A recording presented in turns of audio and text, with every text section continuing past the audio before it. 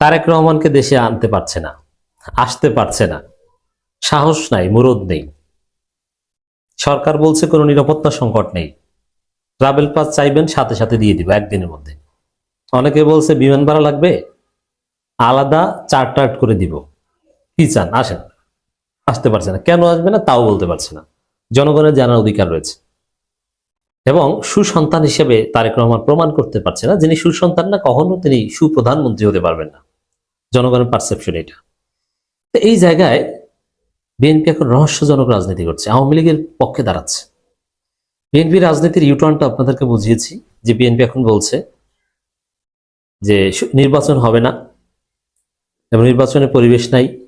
জামাতি ইউনুস, জামাতি প্রশাসন, এর অর্থ হচ্ছে এটা তারা এখন নির্বাচন চায় না। সরাসরি আমরা ফেব্রুয়ারিতে নির্বাচন চাই না এটা তো বলতে পারছে না। আর নির্বাচন হবে, বিএনপি সে নির্বাচনে অংশগ্রহণ করবে এবং ডাকসুর মতো বিএনপি পরাজিত হবে, ঘটনা এটাই ঘটবে।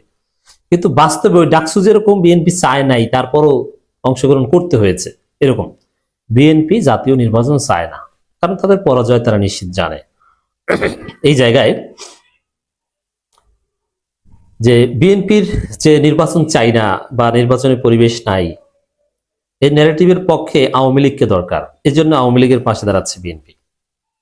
অবাক হচ্ছেন? It's true.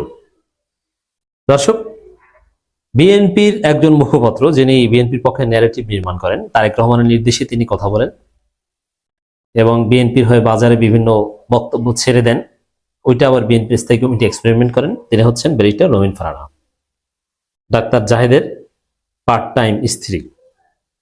এটা ইলিয়াস প্রমাণ করে দিয়েছেন, এটা নিয়ে আর ইখতিলাফের কিছু নাই।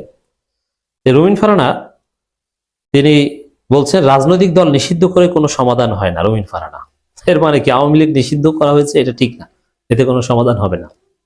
এখন কেন হঠাৎ করে আওয়ামী লীগের পক্ষে এই দরদ দেখাচ্ছে? Very significant. এই রবিন ফারানা একদিন আগে বলেছেন যে শীঘ্রই নির্বাচন হবে বলে মনে হচ্ছে না।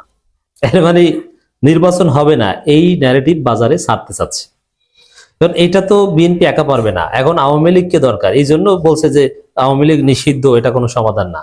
অথচ আওয়ামী লীগ নিষিদ্ধ করার যে সরকারি সিদ্ধান্ত, সেটাকে অফিসিয়াল স্টেটমেন্ট দিয়ে বিএনপি স্বাগত জানিয়েছিল এবং বিএনপি বলেছিল আমরা এটাই চেয়েছিলাম।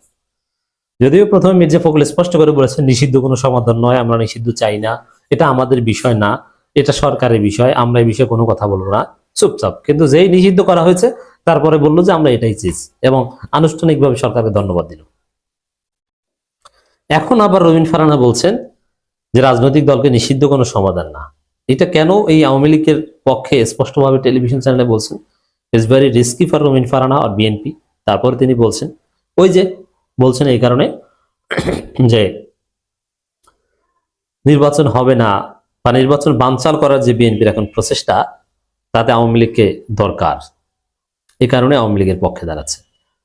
এখন এটা কেন দাঁড়াতে হচ্ছে? কারণ আওয়ামী লীগের পক্ষে এরকম কথা বললে এতে বিএনপি নিজেদের ভোটই কমে যায় এবং আওয়ামী লীগের ভোট পাবে জামাত। এটা আমি ব্যাখ্যা করেছি। কেন জামাত পাবে? যে জামাত আওয়ামী লীগের মাছের ঘের, চিংড়ি ঘের এগুলো দখল করবে না, মিথ্যা মামলা দিয়ে আওয়ামী লীগের লোকজনের কাছ থেকে চান্দা চাইবে না। জাস্ট এই কারণে আওয়ামী লীগের সাধারণ ভোটাররা জামাতকে ভোট দিবে।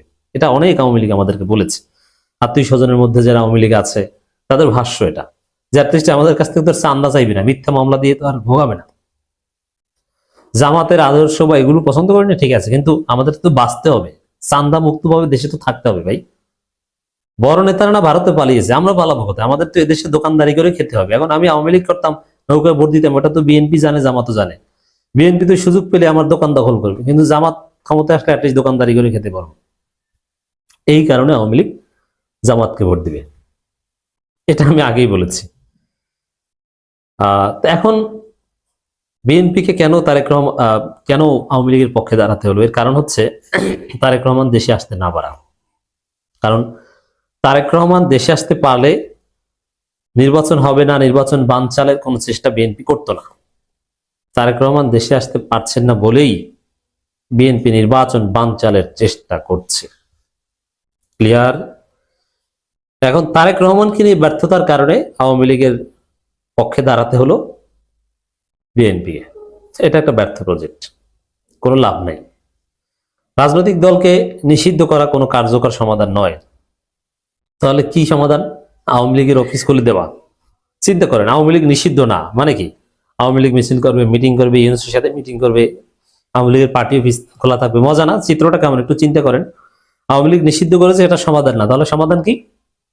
আওয়ামী লীগ মিছিল মিটিং সব করতে পারে। নিষিদ্ধ না থাকলে তো আওয়ামী লীগ বৈধ, বৈধ হলে আপনি তার মিছিলে বাধা দেবেন কেন? আপনি তার অফিস বন্ধ করে রাখবেন কেন? তাহলে কি চায় রুমিন ফারহানা? বুঝতে পারছেন, যারা চায় আওয়ামী লীগ রাজনীতি করুক। কারণ প্রতিপক্ষ হিসাবে বিএনপি আওয়ামী লীগ কি পছন্দ করে? জামাতকে পছন্দ করে না, কারণ জামাতের সাথে কিছুতেই পারে না। জামাত ভালো আর আওয়ামী লীগ খারাপ, ওরাও খারাপ, বলতে পারে অ্যাটলিস্ট যে ও আমার চাইতে বেশি খারাপ। এইটা হচ্ছে বিএনপির আসল দুঃখ। নইলে তো এরকম হওয়ার কোনো কথা না, বা এটার প্রশ্নই ওঠে না। যেটা বলে রাজনৈতিক দল কাগজে কলমে নিষিদ্ধ করে কোনো লাভ হবে না, এটিতে কোনো সমাধান নেই। কোনো কাগজে কলমে নিষিদ্ধ কেন? আওয়ামী লীগ মিছিল করার চেষ্টা করা হলে ধরে, আওয়ামী লীগ পালাতক, এদের পার্টি অফিস সিলগালা, তাহলে আপনি কাগজে কলমে কথা বলেন। কাগজে কলমে এবং মাঠে উভয় জায়গায় নিষিদ্ধ। আর কাগজে কলমে নিষিদ্ধ এই কথা বলে এই নিষিদ্ধটাকে হালকা করার চেষ্টা করছে। আওয়ামী লীগ আছে বাংলাদেশে? আওয়ামী লীগকে তো নিষিদ্ধ জনগণ 5 আগস্ট করেছে, আর পরে না সরকার কাগজে কলমে ওটার বৈধতা দিয়েছে। রবীন্দ্র ফারহানা কি চান? আওয়ামী লীগকে আবার আপনি আওয়ামী লীগের সাথে বসে টকশো করবেন, এইটা চান, মজা পান? জামাতের লোকজনের সাথে পারেন না, কারণ জামাতের তো দোষ নাই। কিছু বললেই জামাত বলে যে আপনার চান্দাবাজি ছাড়েন, ভারতের দালালি ছাড়েন। এই জন্য আওয়ামী লীগ হলে তো আর এটা বলতে পারে। আওয়ামী লীগ যদি বলে যে আপনার চান্দাবাজি ছাড়েন, তাহলে আওয়ামী লীগের চান্দাবাজির কথাও বলতে পারে। টেলিভিশন টকশো এই কথা বলেন। তিনি বলেন পলিটিক্যাল পার্টি কার্যক্রমে নিষিদ্ধ করে কোনো লাভ হবে না। জামাতকে শেখ হাসিনা লাস্ট মোমেন্টে নিষিদ্ধ করেছিল, এর আগেও জামাত শিবির নিবন্ধন বাতিল করেছিল। সকলভাবে চেষ্টা করা হয়েছে দলটিকে কোণঠাসা করে একেবারে শেষ করে দেওয়ার, কিন্তু নিষিদ্ধ করে আসলে কোনো সমাধান হয় না, কিন্তু পারেনি। দেখেন এখানে এটা হচ্ছে হাস্যকর যুক্তি। জামাত একটা আদর্শ ভিত্তিক দল, জামাত নিষিদ্ধ হয়েও গোপনে আদর্শ চর্চা করতে পারে, দারসুল কোরআন, দারসুল হাদিস, সামষ্টিক পাঠ এগুলো করতে পারে। তা আওয়ামী লীগ নিষিদ্ধ হয়ে তারা গোপনে কি করবে? দারসুল কোরআন দিবে, হাদিস অধ্যয়ন করবে, গোপনে রিপোর্ট রাখবে, কি করবে? দেখেন পৃথিবীতে গোপনে নিষিদ্ধ হওয়ার পর টিকে আছে আওয়ামী লীগ মার্কা দল পৃথিবীতে কখনো এরকম টিকে থাকতে পারেনি। আদর্শিক দল টিকেছিল, ইসলামী দল টিকে থাকতে পারে। ইসলামের ইতিহাসই হচ্ছে গোপনে রাজনীতি করে আত্মপ্রতিষ্ঠার ইতিহাস। আল্লাহ রাসূল নিষিদ্ধ ছিল মক্কায়, কিন্তু গোপনে গোপনে নামাজ পড়েছে, অনেক গোপনে গোপনে দাওয়াত দিয়েছে, হত্যা শিকার হয়েছে, তারপরে দাওয়াত দিয়েছে, থাকতে পারেনি, মদিনায় গিয়েছে, তারপরে বিজয়ী হয়েছে। স্টার্টিংটাই তো গোপনে। ইখওয়ানুল মুসলিমিন থেকে শুরু করে সারা পৃথিবীর ইসলামী আন্দোলন এবং জামাত ইসলামী নিষিদ্ধের পর গোপনে কাজ করে তারা আজকে ক্ষমতার দ্বার প্রান্তে। কমিউনিস্ট দলগুলো নিষিদ্ধ হলেও ওই তাদের মার্ক্সবাদ নানান কিছু চর্চা করতে পারে। পৃথিবীতে সব যত কমিউনিস্ট আন্দোলন সফল হয়েছে সবাই নিষিদ্ধ ছিল, নিষিদ্ধ থেকে আন্ডারগ্রাউন্ডে কাজ করেছে। আওয়ামী লীগ আন্ডারগ্রাউন্ডে বসে কি করবে? অতএব জামাত নিষিদ্ধ করে হাসিনা সফল হয়নি, ওইটা আর আওয়ামী লীগ নিষিদ্ধ করে সফল, এটা এক না। আর জামাতের তো ভুল ছিল না, জামাত তো আর গণহত্যা করেনি, জামাত তো কোনো অন্যায় করেনি, অন্যায়ভাবে নিষিদ্ধ করা হয়েছে জামাতকে। আর আওয়ামী লীগ তো গণহত্যাকারী, এই দুইটা এক না।